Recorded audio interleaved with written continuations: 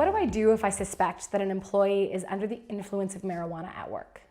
I think if you suspect an employee is under the influence of marijuana at work, there's a number of different ways that you can ultimately go with that. But I think the first thing that you would want to be doing is asking yourself, why do you think this employee is under the influence? And again, whether that's marijuana or alcohol or any other drug or a prescription painkiller. And then you probably the first thing I think you would want to do is talk to the employee and try to get a sense from them what's going on. Is there anything that you need to tell me?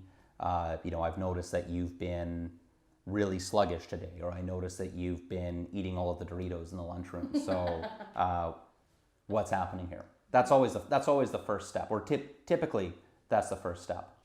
So if I do suspect that an employee is under the influence of marijuana at work, am I legally able to have a drug test conducted on that employee?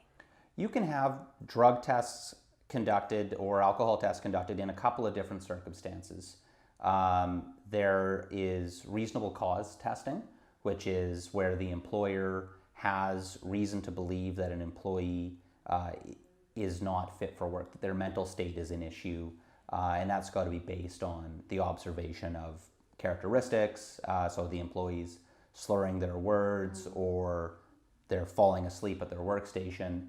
And you've got to sort of go through an investigation process. You don't want to jump right to testing, and that's the biggest pitfall really for any employer, is that, oh, something's happened, that means you've got to go and do a test. So there's those reasonable cause situations, and then there's also another avenue of testing is called post-incident testing or post-triggering event testing. So you have an accident in the workplace. So again, a lot of this is centered around safety-sensitive work environments, but you have an accident in the workplace, and you may be able to test for drugs and alcohol after that. Again, if you think that the employee's mental state is an issue, that their fitness for duty is an issue.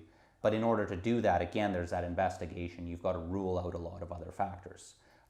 You've got to rule out things like environmental factors, structural failures. So an employee crashes their forklift. Well, if the brakes weren't working, well then that may rule out the employee's mental state as being an issue.